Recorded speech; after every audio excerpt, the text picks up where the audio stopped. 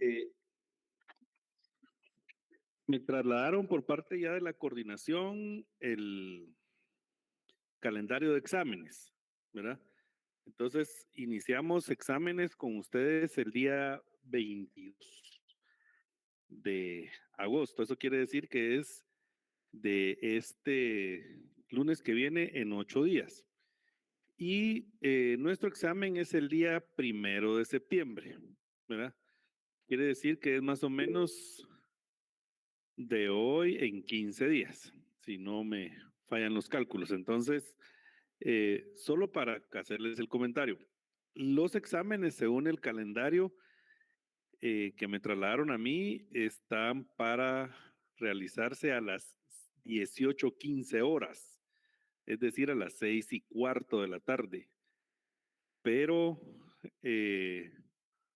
pues no sé si tienen ustedes la facilidad de que en ese horario sea el examen, si les queda bien, si veo si puedo hablar con el señor coordinador. Sí, Santiago. Buenas noches, Lick. Buenas Yo creo noches. que la mayoría está al horario que el calendario establece, pero regularmente pedimos de favor si lo pueden hacer a las 7 para que todo mundo, a pesar de que todos saben que tienen que estar listos a las 6, Ujú, algunos siempre van corriendo para llegar a tiempo ujú. o poder sentarse a atender sus clases. Entonces 7 termina siendo una hora un poquito más cómoda para que todos puedan atender sus exámenes y no tengan dificultades para atenderlos. Solo es una observación y lo dejamos ahí a su consideración. No, muchas gracias. La verdad es que por eso pregunto, porque yo no, digamos, no tengo inconveniente. Creo que finalmente ese día no creo que se vaya a tener examen y recibir clases. No sé, yo mejor les pregunto a ustedes porque ustedes me pueden retroalimentar a mí, porque ahí se recuerdan que yo como docente es la primera experiencia que tengo en la antigua, ¿verdad? Por eso el primer día de clase se recordarán yo a las 7 esperando que si me dijeron no, es a las 7:30. Entonces, por eso les pregunto, ¿verdad? Porque pues yo creo que el señor coordinador, ustedes ya lo conocen, Alic Pelén, y pues él es muy amplio, ¿verdad? Y de un muy buen criterio, pero hay que pues hacerle la solicitud. De esa solicitud, por supuesto, me encargo yo, ¿verdad? Entonces, si no hay más opiniones, solo la de Santiago, eh, pues voy a solicitar al doctor Pelén que pueda examinarlos a las 7 de la noche, ese viernes 1 de septiembre. ¿Estamos de acuerdo? Sí, licenciado, yo creo que la mayoría en general estaríamos Sí, de está acuerdo. bien. Vaya, gracias Nelly, gracias Hidalma. Gracias, licenciado, por darnos la oportunidad. Yo creo de que sí, no, hay personas que estamos trabajando y vamos en el tráfico y el examen y entonces a las 7, sí, por favor. Va, es una buena hora. Gracias, licenciado. Vaya Marta Mercedes, con gusto para servirles, ¿verdad? Y pues entonces quedamos solo pendientes, les quedaré de confirmar yo el siguiente día de clases, que será el día martes. Si el señor coordinador me autorizó, yo no creo que haya inconveniente, ¿verdad?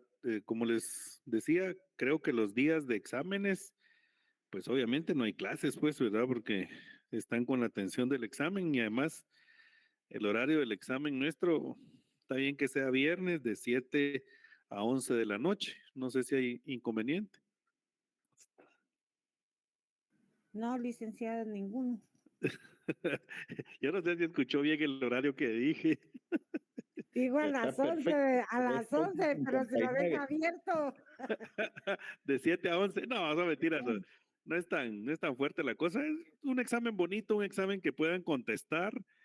Solo lo que hemos visto. Hoy terminamos, hoy vamos a finalizar, creo, 2 temas de una vez, ¿verdad? Y entraríamos ya el día martes a otro tema, o si no lo podemos finalizar hoy, el segundo tema que tengo preparado, pues por lo menos lo dejamos ya bastante avanzado, y con eso entonces ya podríamos digamos, tener un bonito examen, ¿verdad? Entonces, sí, Jacqueline, Buenas noches, Lick. buenas Solo noches. tengo la duda de cómo es su manera de evaluar. ¿Será por formulario o cómo es que examina usted? Disculpe, Lick. Fíjese, Jacqueline, que buena pregunta, gracias. Este es un curso teórico práctico, que digamos una buena parte del examen, creo yo que vamos a hacer práctica. Entonces, porque a mí, por ejemplo, creo yo que ni ustedes ni yo ganaríamos mucho en el planteamiento de decirles eh, qué es prueba, quién es la prueba, qué medios de prueba. Eso está en el código. O sea, preguntas interesantes de la prueba, por supuesto que sí pueden haber, ¿verdad? Em, pero creo yo que voy a trabajarles un laboratorio que no tiene punteo, ¿verdad?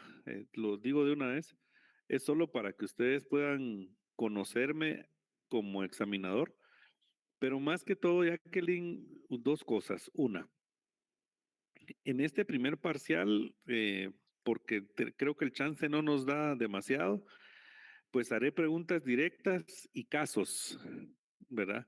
Preguntas directas y casos. En el segundo parcial y al igual que en el examen final, sí ya les tocará a ustedes hacer más redacción, ¿verdad? No quiere decir eso que no vayan a haber preguntas, por supuesto que irán a haber preguntas, pero también pues nos puede dar el chance para hacer una parte escrita, ¿verdad?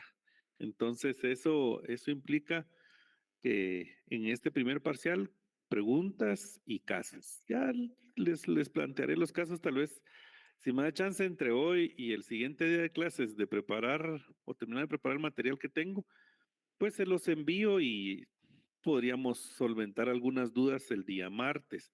Y así ya van ustedes un poco más encaminados en cómo examino.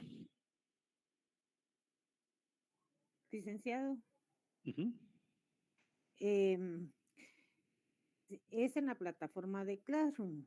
ujú. En la plataforma de Classroom, con un punto, una coma, algo que se escriba mal, tira la calificación mala, ¿verdad? Ujú. O sea, aunque uno tenga el concepto, uno lo ponga, em, así tira la respuesta mala. O sea, usted va a calificar los exámenes personalmente, porque si son casos, acuérdese de que a veces hay dos opiniones, ¿verdad? Entonces, y que van a converger en la misma, en una sola resolución. Entonces, yo le puedo poner un montón y como esto es articulado, digamos, si usted pregunta artículo con mayúscula, con minúscula, y entonces Classroom sí da ese problema, licenciado. Gracias, Marta Mercedes, muy amable por las advertencias. Por supuesto que ya he usado ya he usado las plataformas, sí conozco esas divergencias, pero fíjese que no utilizo esa fórmula porque sé el problema que da. eh, entonces, les buscaré la alternativa, ¿verdad? Pero si no, pues será un examen que yo se los envío normal, el cuestionario, por así decirlo, ¿verdad? Y entonces ya a ustedes les tocará responderlo y enviarlo por foto, por imágenes, escaneado, no sé. Entonces voy a pensar cómo. Tampoco es de hacer una cosa imposible, pues, de responder. Por supuesto que bajo esta otra modalidad les daría el tiempo necesario y suficiente para que lo puedan responder, escanear o fotografiar y remitir, ¿verdad? No es tampoco la primera vez que lo hago, lo he hecho con grupos más grandes, ¿verdad? He tenido, ay Dios, aquí en la capital, la verdad que, pues, son grupos de 200, 300 alumnos los que uno tiene, entonces sí se puede. Pues es de irnos adaptando a las cosas y creo que, pues, estamos en un buen momento y en un buen nivel de podernos pues hacer una buena evaluación, ¿de acuerdo? Ahí veremos. Como les digo, no va a ser una cosa tampoco para que no la puedan responder, pues yo creo que eh, así como el mejor docente no es al que le pierden o le ganan todos los alumnos, no precisamente, con todo respeto, el mejor alumno es el que saca 100 puntos, porque pues esto es solo un examen oral, un examen escrito, perdón. Lo demás se demuestra en el privado, ya cuando toca a habladito, ahí es otra cosa. Gracias, Y licenciado. a usted, Marta Mercedes, muy amable. Y hablando de precisamente esa oralidad, por favor, vean pues, yo para el tema de los exámenes no me complico demasiado, ¿verdad? El examen está programado para una fecha determinada y en esa fecha, primero Dios, si no hay otra novedad, en esa fecha lo vamos a realizar. Eh, Dentro de las cosas es que para el examen extraordinario conmigo, el examen extraordinario, de una vez se lo digo, por si hay alguien que ya tiene agendado que el día 1 de septiembre se va a enfermar, porque a veces así pasa, ¿verdad? Coincide la agenda con el día del examen. Entonces, si usted tiene agendado que el día 1 de septiembre se va a enfermar, por mí no hay ningún inconveniente. Lo único es que el examen extraordinario es oral, ¿sí? El examen extraordinario es oral, ¿ya? Ustedes solo me escribe un correíto por qué no se pudo examinar ese día que fue la prueba normal, digamos, y ya yo con muchísimo gusto preparo su examen, hacemos una videollamada, está presente usted, estoy presente yo, procedemos a grabarla, ¿verdad? Para darle pureza a la prueba y platicamos los temas mismos que hemos visto en clase, solo que ahí es platicadito. Con respecto al examen, pues como les dije, un estudio de casos va a llevar una sola respuesta, pero creo que para eso mejor les voy a enviar los casos para que salgamos de dudas, lo respondemos, ¿verdad?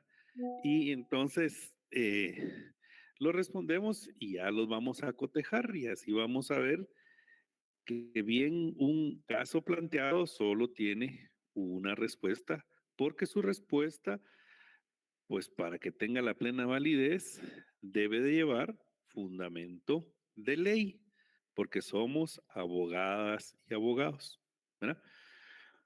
Y, ok, bien, entonces, eh, solo por deferencia y por respeto a mi amigo Barrachina Bravo le respondo por respeto.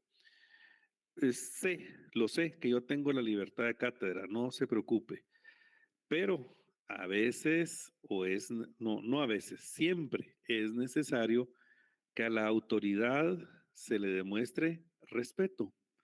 Y por eso, porque ya está un calendario establecido, es que yo sí le pido autorización al señor coordinador porque él como autoridad responsable debe de tener conocimiento de lo que se hace, ¿verdad? Entonces, la libertad de cátedra a veces se confunde con libertinaje y eso también es un error. Entonces, solo por respeto, mi amigo, le agradezco el consejo, pero hay que ser respetuoso de la autoridad. Bien. Pasados los anuncios, entonces, les deseo una buena noche, bienvenidos y bienvenidas, espero que todos estén bien. Vamos a proceder a entrar ya en materia, ya dimos los Licenciado, minutos perdone. correspondientes. Sí, Marta Mercedes. Yo, disculpe que yo interrumpa, pero Mm. le quería agradecer porque la verdad es de que no todos los licenciados se portan de la manera como usted lo está haciendo y dándonos la oportunidad de avanzar con nuestro curso y de que aprendamos. No es el que gana con 100 puntos, como usted dice, sino que el que aprende, ¿verdad, licenciado? Entonces, yo realmente le doy las gracias por darnos la oportunidad de nosotros poder hacer nuestro examen con tranquilidad. No, pues con mucho gusto. Yo creo que yo lo primero en que pienso es que yo también fui.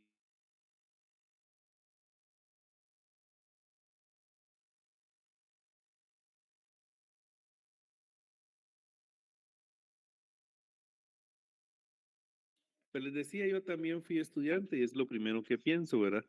Entonces, pues creo que yo prefiero que, como se los dije en un inicio, aprendan tal vez poquito, pero que aprendan bien. Y si Dios es bueno con ustedes y conmigo, ese poquito que yo les enseñé, ojalá quede grabado en su mente y esa grabación sea la que usted pueda ponerle play el día del examen privado. Y ya, mire, bonito va a contestar. Esa es mi intención, ¿verdad? Por eso es que, pues trato de hacer las cosas, pero pues estoy para servirles con mucho gusto. Entonces, ya saben, el día eh, del examen, todos contentos y tranquilos. El que no sabe examinar porque ya lo tiene agendado, agende también a la par de enfermedad, ponga examen extraordinario oral y le pone una carita así contento. ¿Ah? ¿Ves? Da felicidad, da felicidad. Bien, vamos a compartir la pantalla para poder entonces pasar a compartir el tema del día de hoy eh, para ustedes, ¿verdad? Bien, hemos estado hablando en las últimas sesiones. ¿Ven la presentación, perdonen? Sí. Gracias, Sí, se ve. gracias, muy amable. Siempre me preocupa esa parte, no sé por qué. Hemos estado hablando del juicio ordinario y hemos ido en el juicio ordinario, digamos, lo fui dividiendo por fases o etapas para que ustedes y yo pudiéramos comprenderlo de una manera o forma más fácil. En ese sentido, entonces, hoy toca la fase de resolución. Hemos venido hablamos ya primero de la demanda, cuando se presenta la demanda, la calificación de la demanda, el emplazamiento, lo que es el ejercicio del derecho de defensa, las actitudes del demandado, las excepciones previas, las perentorias. Fuimos conociendo cada una de ellas, fuimos viendo cómo y cuándo es que se pueden interponer este tipo de excepciones. También vimos la forma como las excepciones se van a resolver. Posteriormente, en las siguientes sesiones, nosotros venimos trabajando los medios de prueba o el periodo probatorio. Vimos qué tipos de medios de prueba podemos hacer acopio o podemos hacer uso, el momento en que cada uno de estos medios de prueba pues se puede usar, es decir, las fases de la prueba, ¿verdad? Vimos entonces también qué se prueba y qué no se prueba, ¿verdad? Y también vimos los plazos o periodos de la prueba, porque si bien es cierto, la prueba es una fase del proceso, pero tiene ciertos plazos que pues se van a poder utilizar, ¿verdad? Según las condiciones que el ordenamiento jurídico establece. De esa cuenta, ya que la semana pasada finalizamos esa parte, hoy vamos a la parte de la resolución, o la fase de la resolución. Conste que esto, pues yo lo he ordenado de esa forma para que ustedes y yo lo entendamos de una manera más sencilla. Como siempre, una pequeña cápsula de reflexión, ¿verdad? Al iniciar siempre una sesión de trabajo. Nuestra grandeza no está en no caer nunca, sino que en levantarse cada vez que nos caemos. Es decir, usted no tenga pena. Si hasta ahorita quizás nada del curso se le queda o no entiende, ¿verdad? No se preocupe, está caído. Lo importante es que se levante, ¿verdad? Eso es lo importante. Hay que seguir hacia adelante y por eso les decía, no es grande el que saca 100, es grande el que lucha por sacar ese 61, ¿verdad? Y es oportuno, es bueno sacar ese 100, por supuesto. Usted nunca le apunte a 61, jamás. Usted apúntele al 100 y si se cae, vuélvalo a intentar. Ya sabe, la grandeza no es nunca caerse, al contrario, es caerse, pero cada vez que usted caiga, levántese una vez más y camine hacia el frente con espíritu de vencedor. Bien, Esto era lo que vimos en la última sesión, o sea, el desarrollo del proceso probatorio. Y lo llamamos así para poderlo distinguir, ¿verdad? De qué es lo que estamos haciendo dentro del juicio. El juicio tiene fases. Pasamos la primera fase.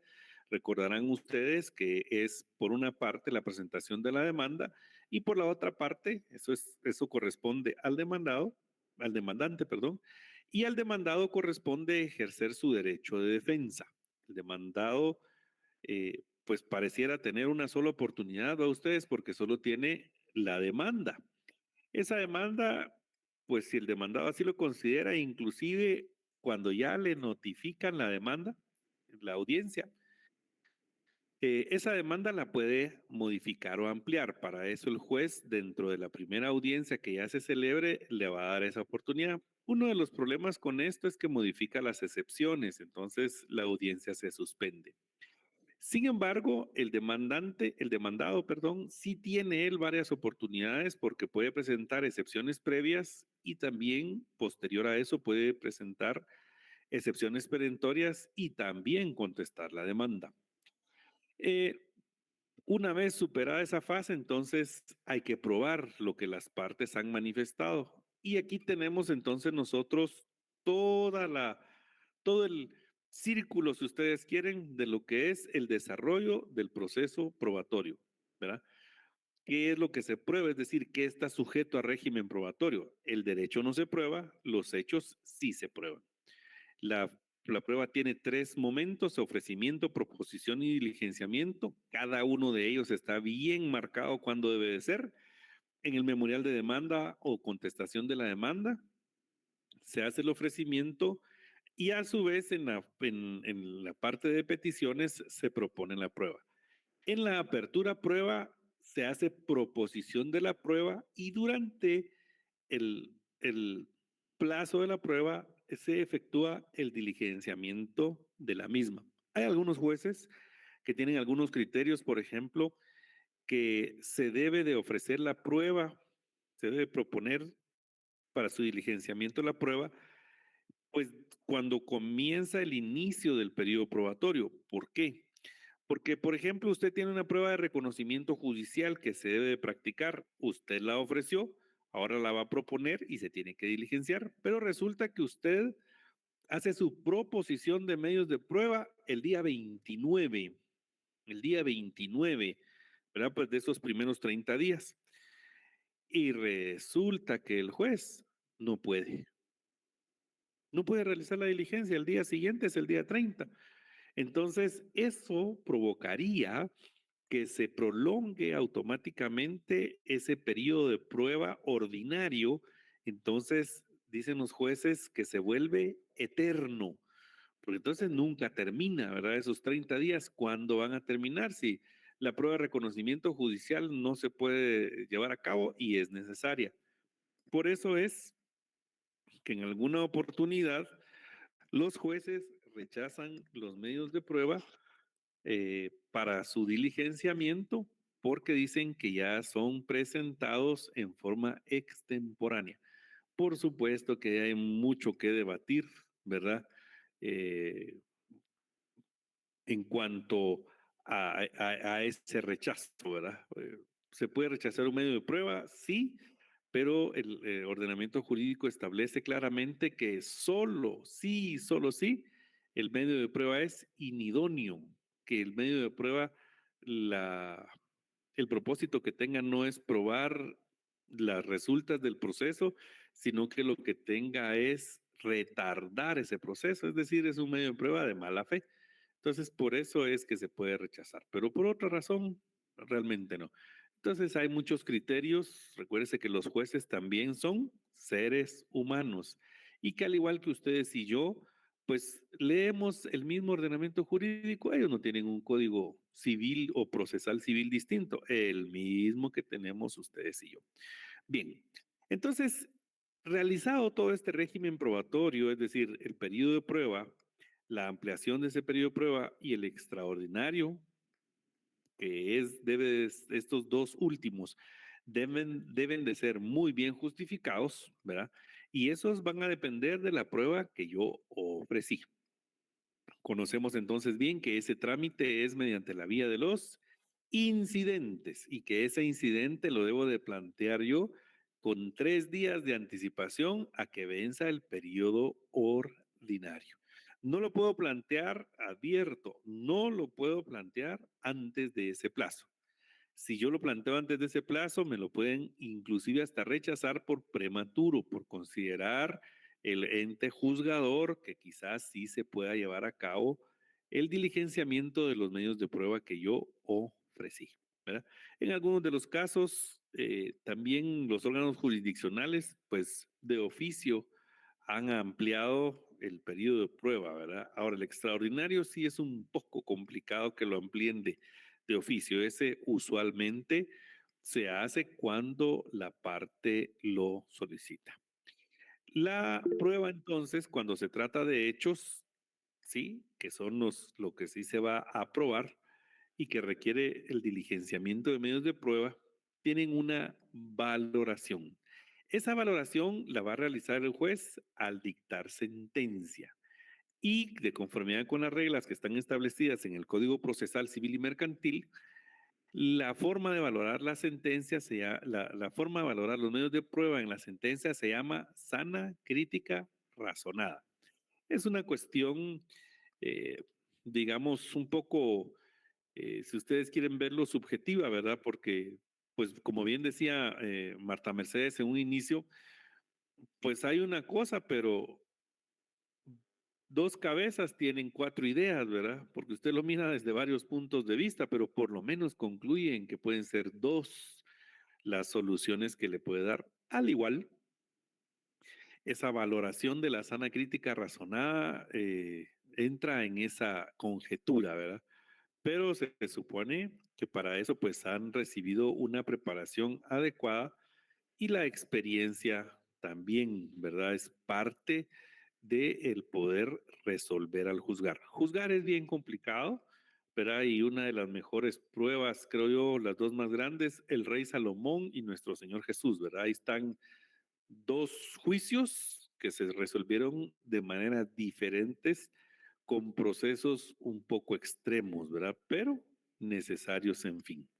Y eso fue por la sana crítica razonada. ¿Sabía usted? Esos 2 juicios, así fueron, ¿verdad? Lo que pasa es que la crítica en uno de ellos fue muy sabia y en el otro hubo demasiado odio.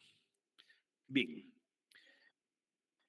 ahora pasemos entonces a la fase de cierre y sentencia, es decir, ya la fase de finalización del proceso ordinario. Primero, hemos culminado ya con el desarrollo de toda la prueba, si usted quiere, inclusive el periodo extraordinario, es decir, ocupamos los 120 días que habla el ordenamiento jurídico.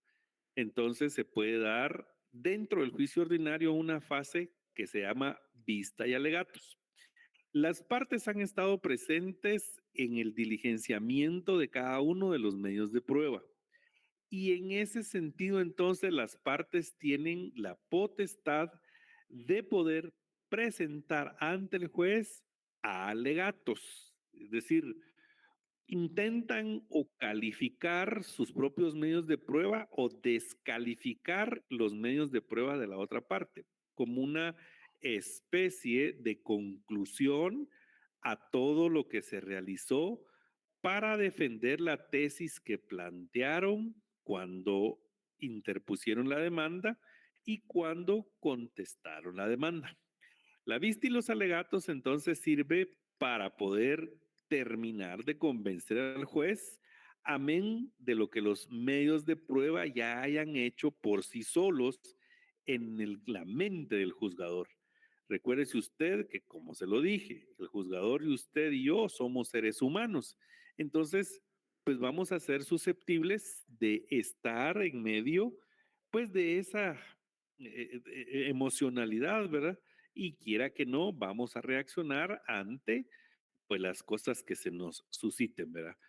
Y cuando un medio de prueba, si yo tenía la intención de que ese medio de prueba hablara por sí solo y no logró hacer su cometido, entonces yo debo de recurrir a formular un buen alegato, ¿verdad?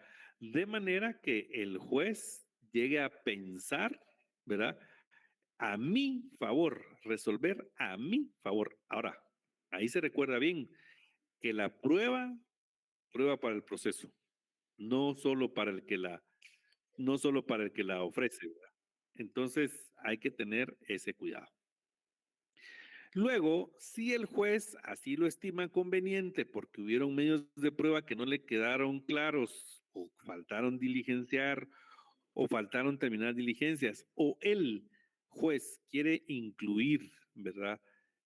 Alguna cuestión de prueba, traer para sí algún medio de prueba que él considera oportuno, que le va a ayudar para dictar una mejor resolución, entonces se dicta un auto para mejor fallar.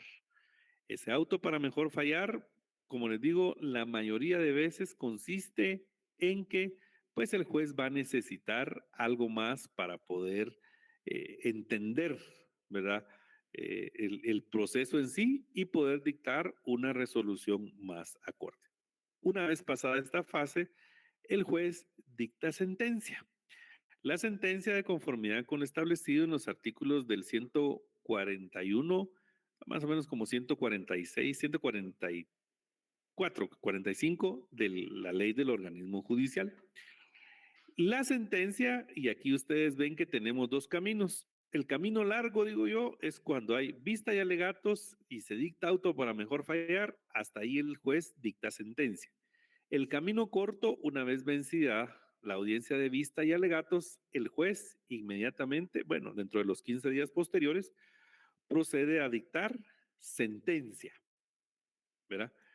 Pero una vez vencida esta fase, ¿qué va a hacer el juez en la sentencia? La sentencia va a tener la valoración de la prueba. La prueba se valora conforme el análisis que el juzgador vaya a realizar de esos medios de prueba que usted presentó.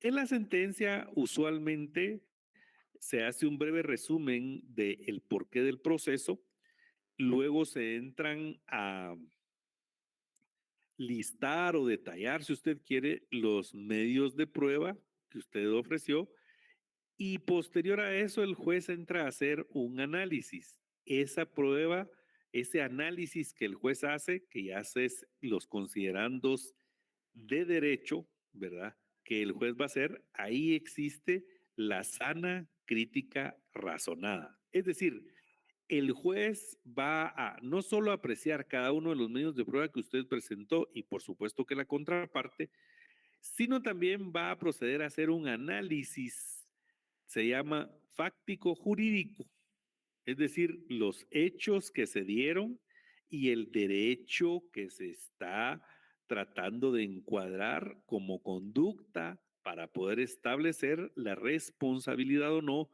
de la persona.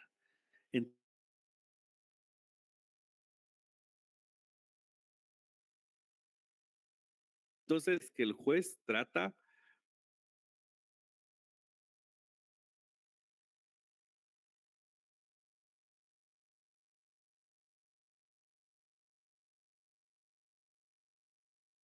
refiere a esta crítica, a esto que hacen los jueces, de tratar de ir conjugando lo que las partes actuaron con los medios de prueba que ofrecieron con lo que establece el ordenamiento jurídico. Finalmente, y luego de que se dicta la sentencia, una sentencia pues es susceptible de ser impugnada. Esta impugnación de la sentencia se va a hacer de conformidad con lo que yo considero oportuno.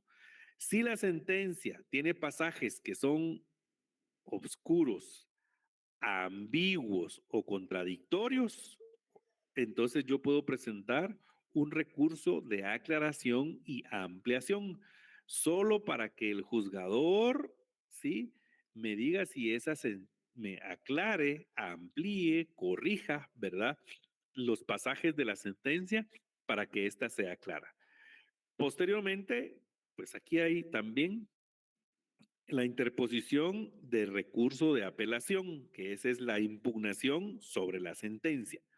Ojo con esto, porque hay abogadas y abogados que hasta el día de hoy, cuando les dictan una sentencia, lo que interponen como medio de impugnación es una acción constitucional de amparo.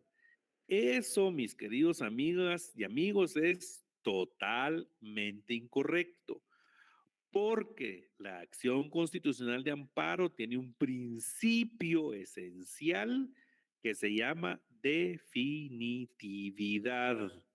La definitividad consiste en que yo haga valer todos los medios de impugnación ordinarios, es decir, los que se contienen en el propio ordenamiento jurídico ordinario, y cuando estos me sean resueltos y estos no son favorables a mis intereses, entonces, si es que es procedente y tiene cabida, puedo interponer la acción constitucional de amparo. Inclusive antes de interponer una acción constitucional de amparo, yo puedo analizar o debo de analizar si esto no era susceptible de casación. Las impugnaciones de las resoluciones judiciales va a ser todo un tema que vamos a tratar, por eso es que no quiero por el momento ahondar tanto, digamos, en esa parte, pero sí hacerles ver que la sentencia puede ser impugnada. Es decir, lo que resuelva el juez en primera instancia todavía es susceptible de ser revisado por las salas de la Corte de Apelaciones. Bien, como aquí terminamos el juicio ordinario, pregunto, ¿dudas o preguntas sobre este tema? Yo le levanté la mano. Perdonen, voy a regresar voy a quitar la presentación y voy a regresar a la página de ingreso, digamos, porque ahí sí puedo ver las manos levantadas. Aquí no. Sí, por quien me dijo ahí que había levantado la mano, aquí no lo miro. Voy a regresar acá y voy a dejar de presentar. Vamos a ver, pues, deme un segundito.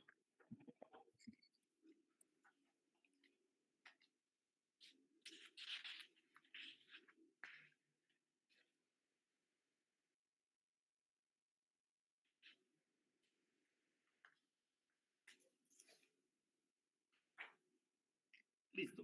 Pregunten, pues. Barrachina, creo que es el primero ahí con la mano levantada.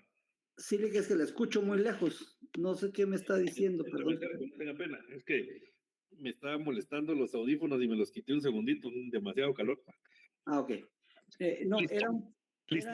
era en referencia a lo que nos hablaba de las impugnaciones. En algún Ajá. momento yo he escuchado que se dice que la acción de inconstitucionalidad no es una cuarta o quinta instancia. A eso es a lo que se refiere, ¿verdad?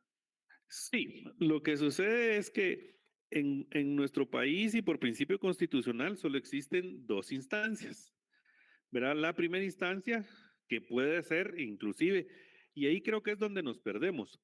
La instancia la forman los diferentes órganos jurisdiccionales que tienen la competencia para juzgar los procesos. Esto quiere decir, por ejemplo, que a mí en primera instancia me va a juzgar por la cuantía, digamos, de la reclamación, un juzgado de paz. El juzgado de paz va a conocer en primera instancia, ¿sí? No es que el juzgado de paz se eleve a primera instancia y se vuelva como en primera instancia, no, no, no. Tenemos que sacarnos un poquito de la cabeza para entender más ese efecto, la denominación de los juzgados versus lo que el ordenamiento jurídico establece como instancias. Explico lo segundo, explico las diferencias. Los juzgados se dividen en nuestro ordenamiento judicial guatemalteco como juzgados de paz penal, juzgados de paz civil, ¿verdad? O juzgados de paz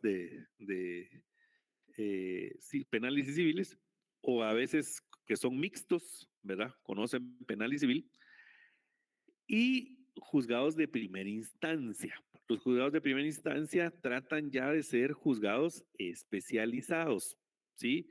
Que juzgado de primera instancia penal, narcoactividad, delitos contra el ambiente, juzgado de primera instancia de trabajo y previsión social, juzgado de primera instancia de familia, etcétera. Pero esta diferenciación es por las cuantías que cada uno de estos órganos jurisdiccionales puede conocer.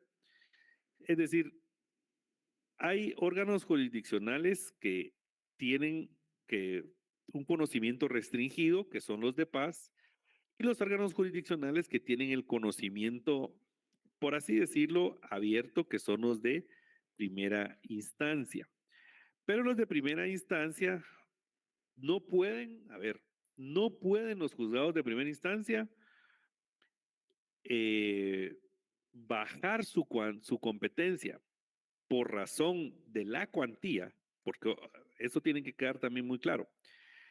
En materia civil, los juzgados se van a organizar y debemos de entenderlos por dos factores principalmente, por el territorio y por la cuantía. Todos son de materia civil, todos los juzgados que estamos hablando son de materia civil, solo que tienen un territorio establecido y una cuantía. En cada municipio del departamento del país, perdón, en cada municipio del país hay por lo menos un juzgado de paz. En cada municipio del país hay por lo menos un juzgado de paz. En cada cabecera departamental hay por lo menos un juzgado de primera instancia. Y en ciertos departamentos, sí, que son considerados, pues, tal vez desde hace mucho tiempo, ¿verdad? No sabría decirles yo cuándo.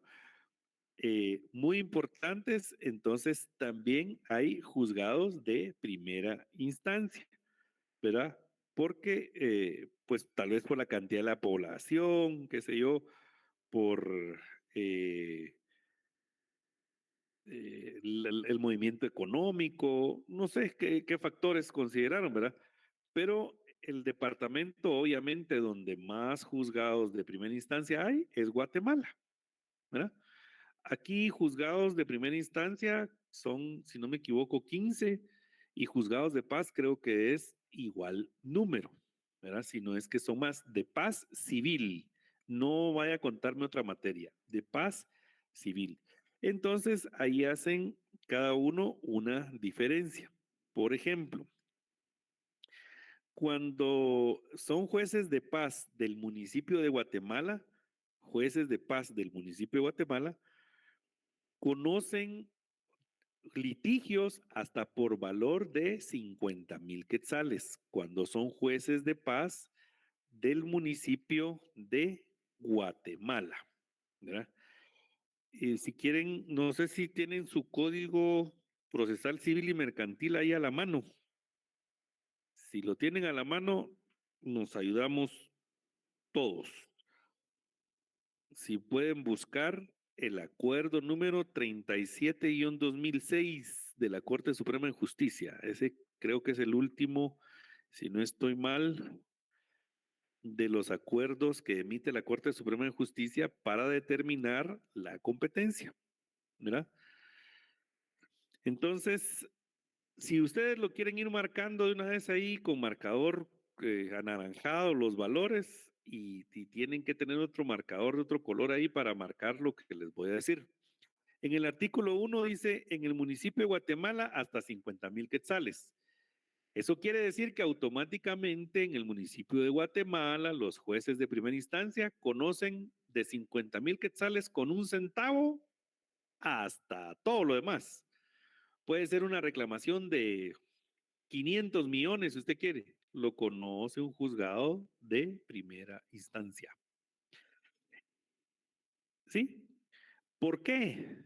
Porque, repito, ahora sí vamos a hacer la diferencia, ya no nominal, es decir, ya no de nombre, sino del proceder legal en nuestro país. En nuestro país solo pueden haber dos instancias. Primera instancia significa el juzgado, órgano jurisdiccional que va a conocer y resolver por primera vez un proceso. en el repito, en el orden jurídico nuestro, jurídico tribunalicio o de juzgamiento, como usted lo quiera llamar, solo hay dos instancias. Se denomina primera instancia al órgano jurisdiccional que va a conocer y resolver por primera vez un proceso. Y se denomina segunda instancia al órgano jurisdiccional que va a conocer y resolver los procesos de alzada. Los procesos de alzada, ¿sí? Porque hay en nuestro medio procesos de alzada que son los medios de impugnación, ¿verdad? Que los debe de conocer no el órgano que dictó la resolución, sino que el órgano de alzada. A eso se refiere con segunda instancia. La acción constitucional de amparo no es un medio de impugnación. Se denomina así precisamente acción constitucional de amparo, porque sale de la esfera de la justicia normal. Si ustedes revisan su Código Procesal Civil y Mercantil en toda la parte de impugnación de las resoluciones judiciales, no encuentran ahí la acción constitucional de amparo. Esa está en una ley específica, especial, que se llama Ley de Amparo, Exhibición Personal y de Constitucionalidad. Entonces, es una cuestión extraordinaria, ¿verdad? Es posterior a todo lo ordinario. Y lo ordinario, dos instancias. ¿Sí? ¿Estamos claros? Sí, gracias, le agradezco porque es que yo siempre he escuchado ese tema de que hay abogados que confunden las impugnaciones de los medios de impugnación con la aplicación de De un amparo. de un amparo y yo he escuchado de abogados que llevan muchos años en el ejercicio, que se han pues adelantado a no agotar todo el proceso administrativo, digamos, con ese principio de definitividad y interponen y viene rechazado porque no han realizado finalizado con todos los medios de impugnación. Por eso es que le preguntaba, porque se solía confundir eso y eso era lo que quería saber por qué era que se realizaba. Lo que usted está aclarando ahí de las instancias, lo que son los juzgados y aparte las instancias pues voy a llamarle de impugnación dentro de las fases que tiene ahí el proceso, ¿verdad? Son todas los Sí. tipos de impugnación que hay. Sí, y es que fíjense que ustedes que lo interesante de un proceso es que puede ser, digamos, pueden haber impugnaciones que pueden llevar inclusive hasta la acción constitucional de amparo, pero hay que ir agotándolas una por una. Es decir, yo planteo una excepción dilatoria. Y en una excepción dilatoria, la resolución de la excepción dilatoria es apelable. Entonces yo planteo el recurso de apelación. Vuelve a desfavorecerme, si considero oportuno, planteo el recurso de casación. El recurso de casación me lo declaran sin lugar, planteo la acción constitucional de amparo. O sea, estamos hablando de una excepción dilatoria. Ahí ya esa excepción sí cumplió su función porque aunque me la declaren desfavorable, para llevar todas estas fases impugnativas y hacer todo esto, por lo menos me llevé un par de años, unos 3 o 4, digo yo, solo para resolver una excepción dilatoria. Hasta ese punto, 4 años después, no he contestado la demanda todavía. Es bien complejo, o sea, el proceso ordinario es el más sufrido. Por aquí teníamos a Walter Giovanni, por favor, perdón. Sí, licenciado, ya me quedó claro, es que como había que saber las etapas, entonces ahorita ya con esa estructura que realizó, pues ya me quedó claro que hay que tener las ordinarias para ir hasta las de amparo. Sí, el amparo es lo extraordinario, ¿verdad? Por supuesto que, digamos, hay cuestiones eminentemente violatorias del derecho, ¿verdad? Entonces, Por ejemplo, en algunos casos, en materia civil casi no se da, los jueces son muy cautos, pero en otras materias a veces los jueces ya externan opinión y ustedes saben que eso es prohibido y uno lo recusa y no aceptan la recusación. Entonces ahí hay un grave acto de autoridad que puede provocar un daño pues irreversible más dentro de un proceso. Entonces, dependiendo de la naturaleza de las cosas, la ley de amparo, y ojalá nos dé tiempo de ver, aunque sea una pinceladita dentro de este semestre, nos permite accionar de manera preventiva, ¿ya?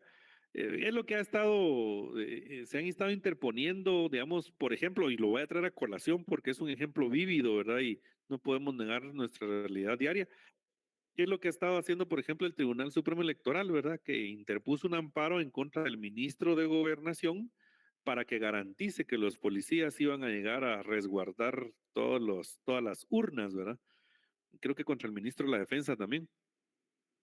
Eso es preventivo porque la votación ni se está llevando a cabo todavía, ¿verdad? Todavía está lejana la fecha y ellos ya interpusieron un amparo, pero eso es para forma preventiva. Ya vamos a ir estudiando también esas cosas y entendiéndolas, por qué, digamos, ahorita en materia electoral han abundado los amparos, pero espero podamos tratar ese tema oportunamente, ¿verdad? Y adecuadamente. ¿Alguna otra pregunta, perdonen?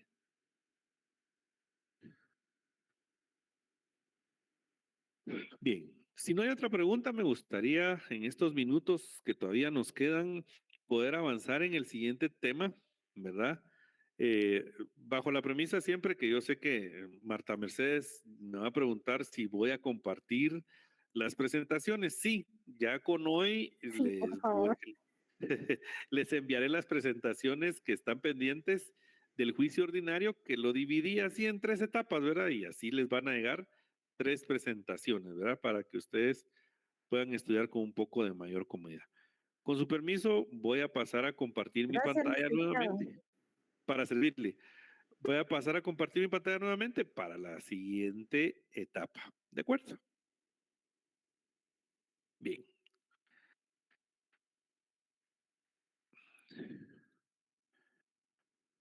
Bien. Por aquí vamos. ¿Ven la pantalla? Sí, licenciado.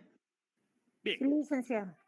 Juicio oral, ¿verdad? Juicio oral. De eso es el tema que vamos a tratar de compartir. Tal vez si no se puede todo en esta noche, pues por lo menos ya dejarlos iniciados en el juicio oral, ¿verdad? Algo que creo que ya ustedes, algunos quizás ya comienzan a ver porque están haciendo sus prácticas, otros porque están haciendo clínicas, ¿verdad? Y otros pues porque trabajan en esto. Ojalá no haya alguien que esté involucrado como parte en un proceso de estos juicios, ¿verdad? Ojalá no, pero y si lo está, pues adelante, pues hay que hacer lo que hay que hacer, pero hágalo con dignidad. Una vez más, no puedo evitarlo, ¿verdad? Una gotita de reflexión en este viernes. Déjeme esta que me la disfruté mucho cuando lo encontré. No sé qué disfruté más, si lo que dice o en sí la imagen, ¿verdad? Las dos son enternecedoras, digo yo, y pues creo que nos deben de transportar a lo que siempre debemos de tener, un espíritu de niño, ¿verdad? Dice, el éxito es la suma de pequeños esfuerzos repetidos día tras día, es decir, jamás debemos nosotros de dejar de esforzarnos. Si nos cuesta, está bien, ¿verdad? Que nos cueste, pero no debemos de dejar de esforzarnos, ¿verdad? En luchar por las cosas que nosotros queremos alcanzar. No se triunfa en un día, se triunfa en la suma de los días. Así es que, ánimo pues, recuerde esta imagen, espero le haya gustado. Bien, el juicio oral. El juicio oral, para poderlo entender, vamos a irlo desgranando hasta llegar pues a tener una mejor perspectiva para poderlo definir. De primero tenemos que entender que como cualquier otra institución del derecho va a estar rodeado de principios que lo van a integrar. ¿Y por qué no comenzar con la definición? Porque ahí se recuerdan ustedes que lo primero es dar los lineamientos generales de los que está investida una institución jurídica. Y eso se denomina principio. Principio es un axioma, es algo de aplicación general que va a estar concentrado en esa materia que vamos a estudiar. Entonces, en la oralidad, ¿sí? El juicio oral, pues va a estar rodeado, involucrado de bastantes principios. El primero de ellos, y es el que más va a sobresalir obviamente por la naturaleza y el nombre de nuestro juicio, es la oralidad. Oralidad es la facultad y la voluntad de dirigirse por la vía hablada, por el uso del habla, para poder proceder jurídicamente, ya sea como juez, como abogado de la parte actora o como abogado de la parte demandada. La oralidad es entonces esa capacidad que todos tenemos de poder formar ideas, juicios de valor y transmitirlos en oraciones a través de nuestra habla. Eso es la oralidad. En materia de juicio oral, entonces es proceder en las etapas que tiene el juicio a través del uso de la voz. Eso es la oralidad. También, aunado a la oralidad, está el principio de concentración. El proceso en el juicio oral trata de desarrollar, ¿sí?, la mayor parte de las etapas del proceso en una sola audiencia o en el menor número de audiencias. Y esto tiene relación directa con la economía procesal, porque esto nos va a poder permitir ahorrar horas hombre, es decir, tiempo de trabajo o del trabajo de las personas de estarse dedicando a una misma circunstancia en muchos días. Entonces, la concentración y la economía procesal son dos principios que van íntimamente ligados en virtud de que a través de ellos se logra la prontitud en un proceso de cualquier naturaleza. La inmediación es un principio que se refiere en materia oral a que las partes tienen la obligación de estar presentes en el desarrollo del proceso. Y además también lo tiene el juez, es decir, todos participan, todos se enteran. Por eso es que también este proceso está revestido del principio de sencillez. Y se dice que es un proceso sencillo no porque sea fácil, pero su comprensión es mejor, porque cuando a usted y a mí nos presentan una diapositiva, una filmina, una pancarta, lo que sea, pero no nos explican, pues nos cuesta entender un poco más. Inclusive cuando nosotros compramos algo para lo cual se requiera previo a su uso el leer una serie de indicaciones que se denominan instrucciones, a veces solo miramos el dibujito y decimos, así va, ¿verdad? Pero no entendemos más y a veces de esa cuenta resulta que aquel aparato, que aquel equipo o que aquello que íbamos a hacer simplemente no funciona como debiese de ser. ¿Por qué? No entendimos bien la explicación. Quizás era algo muy complejo. Lo mismo sucede con la oralidad. La oralidad permite una mejor comunicación y por eso es que inclusive pues yo lo invito, ¿verdad?, a que su examen parcial, si usted quiere, sea oral. Mire, practicaría usted ya para este tipo de procesos. ¿Cuál es la ventaja? La ventaja es que el examen es breve, así como es el proceso, es breve. Un proceso llevado mediante la oralidad tiene una mejor difusión, una mejor comprensión y, por supuesto, un mayor dinamismo, es más rápido. Mientras que el examen escrito durará mucho tiempo, el examen oral, ¿verdad? Dura poco tiempo. Se sienten como 3 minutos bajo el agua. No son mentiras. Pero esa es la idea, que sea una cuestión rápida, pronta, ¿verdad? Y está revestido también este proceso de la tutelabilidad. Es decir, el Estado sí cumple aquí con una función importante, que es privilegiar a la parte más débil. Porque muchas veces dentro de la oralidad, al haber esas expresiones mediante la voz, mediante el habla, pues uno puede tomar una mejor perspectiva para poder juzgar. Ahora, el juicio oral está revestido también de características.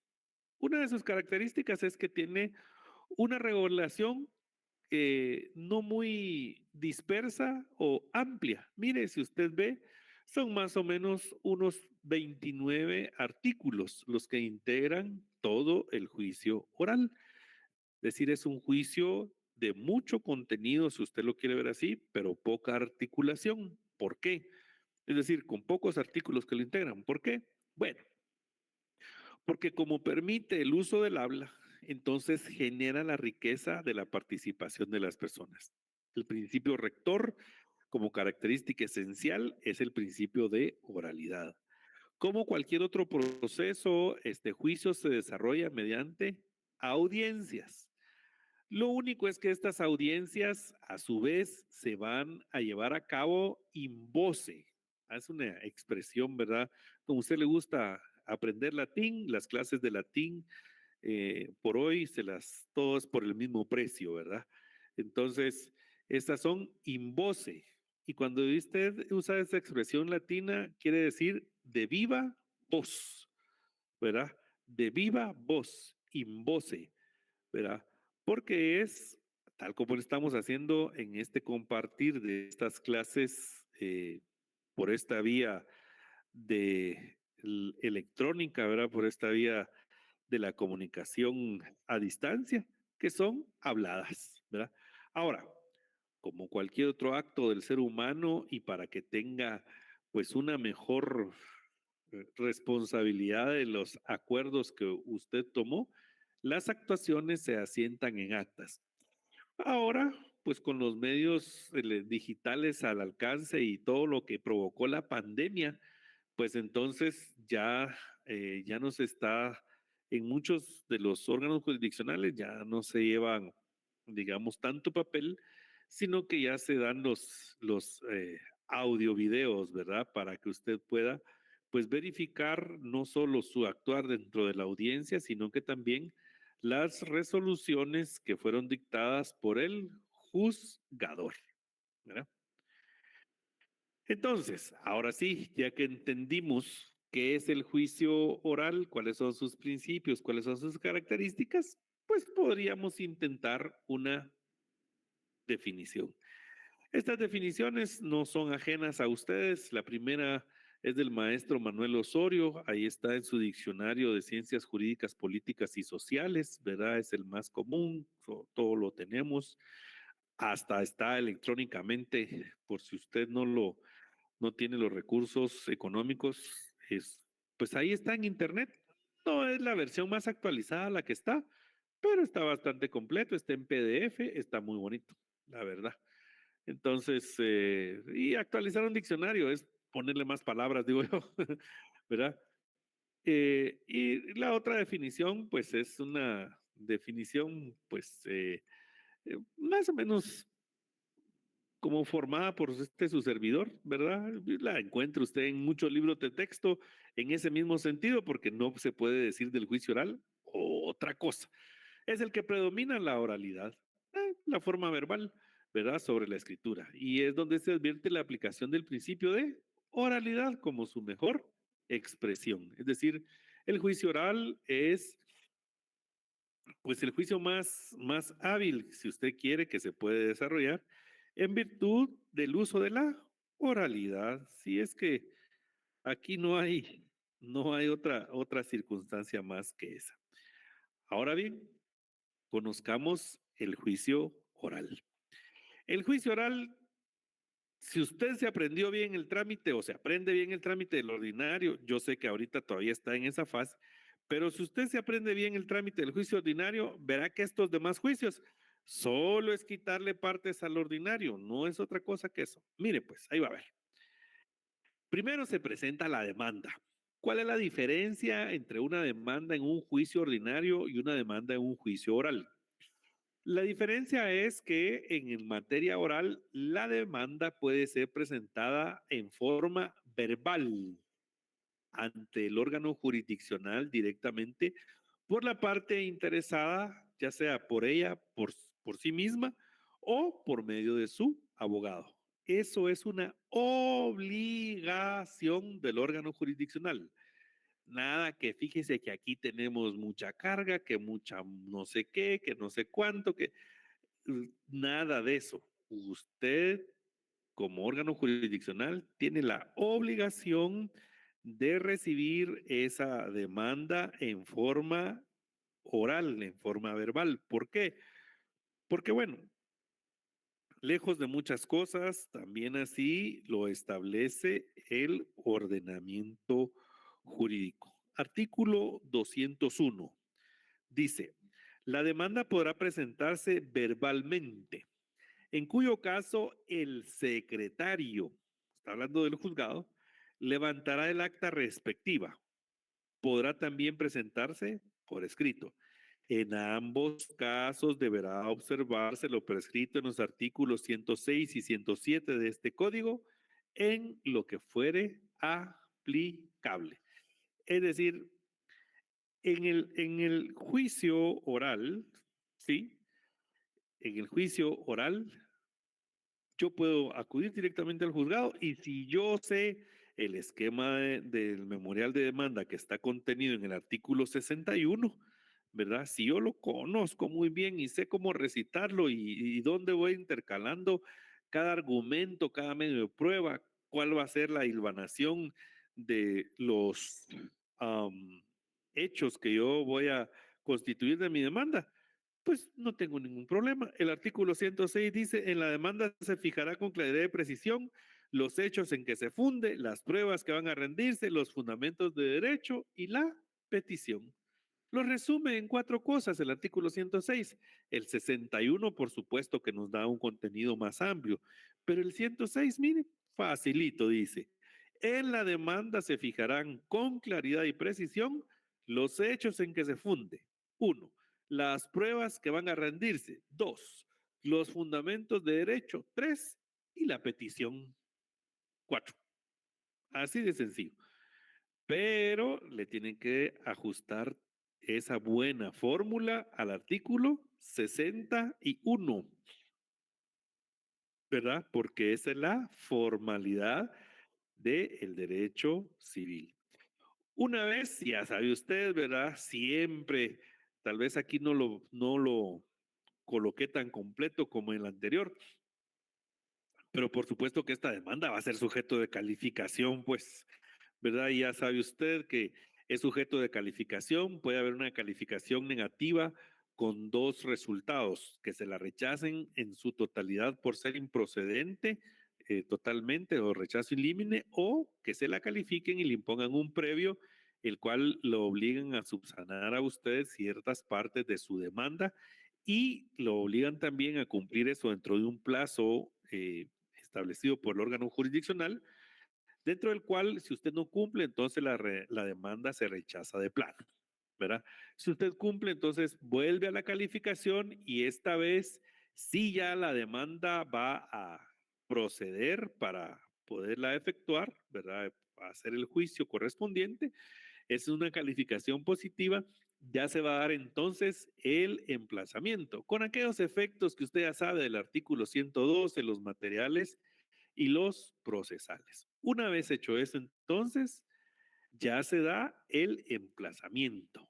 Ojo, este emplazamiento, a diferencia del emplazamiento en materia de juicio ordinario, este emplazamiento es únicamente por 3 días. Es decir, entre la notificación de la demanda y la audiencia, solo van a mediar 3 días. Se recuerde que en el ordinario eran 9 y dentro de los primeros 6 usted podía interponer excepciones previas.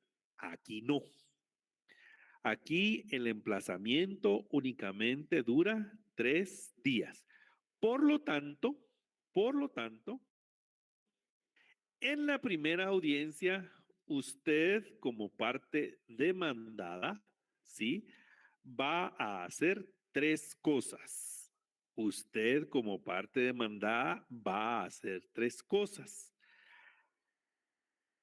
Va primero a apersonarse dentro del proceso para que usted pues no sea declarado rebelde, porque aquí el efecto de la rebeldía sí es mucho más serio.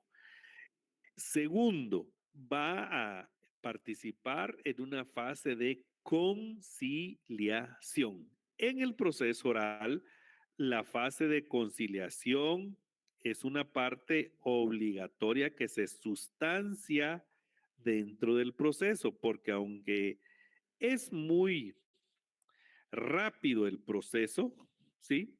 Aunque es muy rápido el proceso, lo que se busca es una solución también de esa manera. El artículo 203 del Código Procesal Civil y Mercantil regula lo siguiente.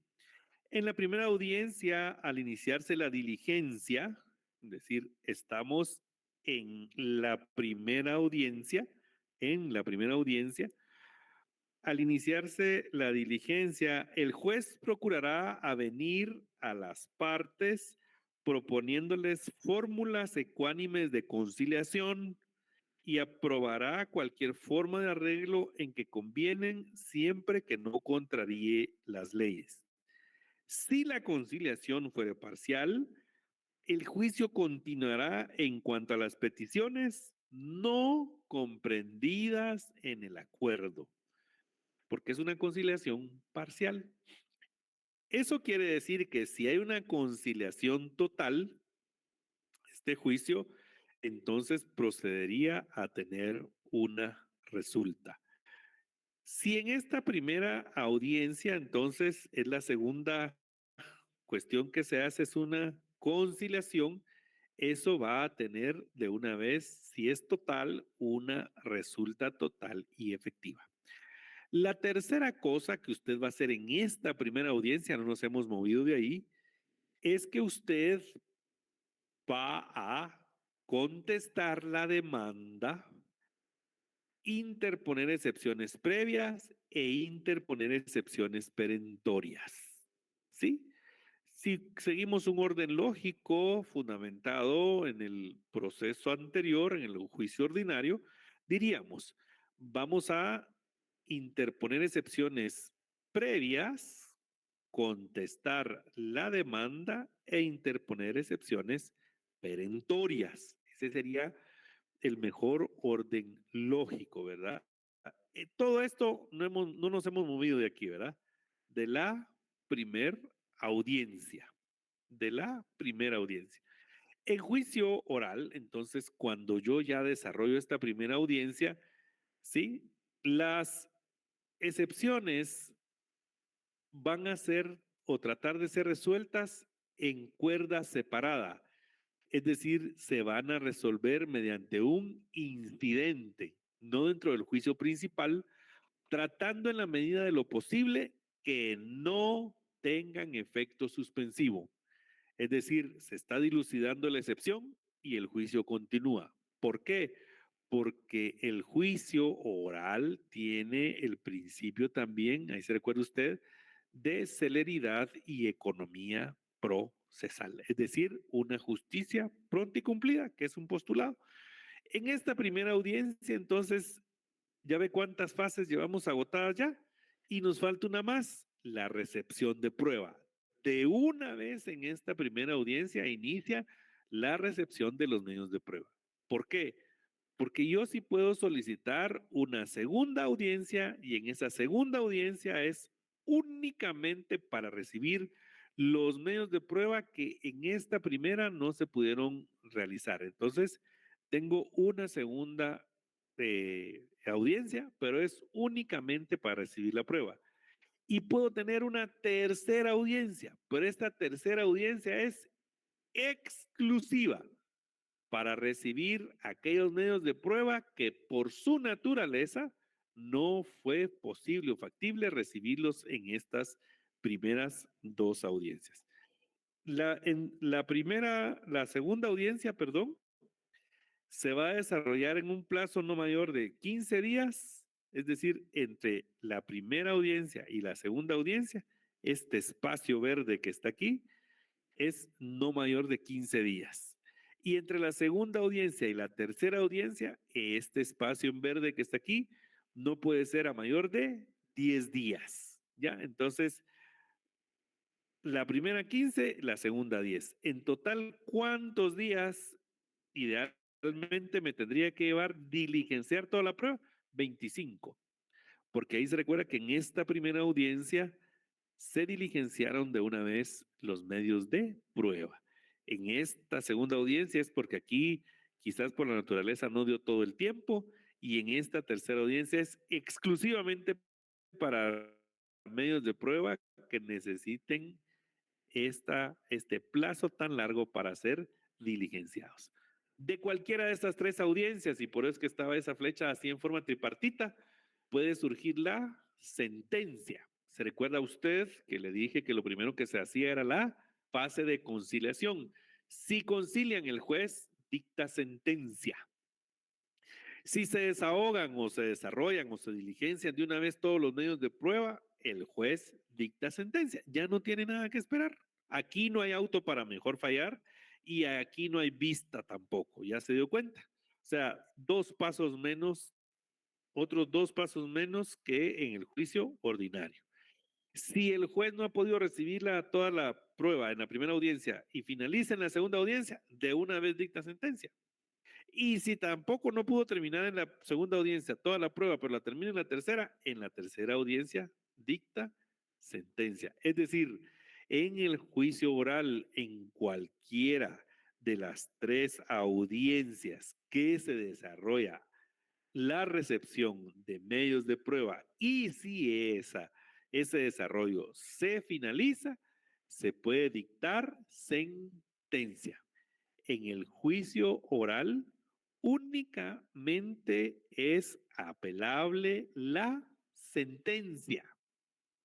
Solamente la sentencia. No hay otro tipo ni otro momento para poder impugnarla. El artículo 209 es claro al decir, en este tipo de proceso solo será apelable la sentencia. El juez o tribunal superior al recibir los autos señalará día para la vista que se verificará dentro de los 8 días siguientes. Verificada esta, si no hubieran ordenado diligencias para mejor proveer, dictará sentencia dentro de los 3 días siguientes. Es rapidísimo este juicio oral. Esto es rapidísimo. Es decir, aquí está el esquema de la apelación. Mire.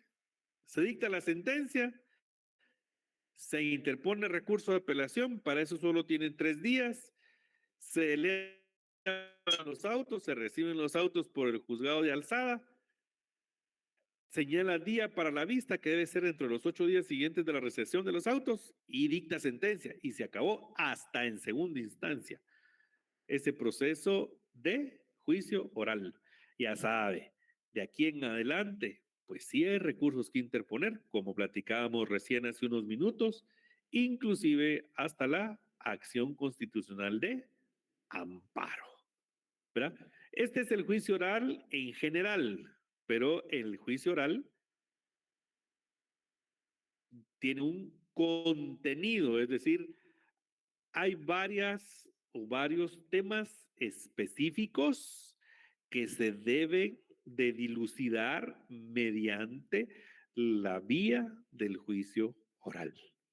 Pero yo sé que hoy es viernes, todos estamos un poco cansados, ya es el último día de la semana y ya también de repente y no hemos tenido la oportunidad de cenar o de terminar de llegar a casa, Por lo que me voy a quedar hasta aquí con el contenido. Si hay dudas o preguntas, voy a volver a la pantalla inicial para poderles atender de la manera más adecuada. ¿Sí? Muy bien. ¿Dudas o preguntas?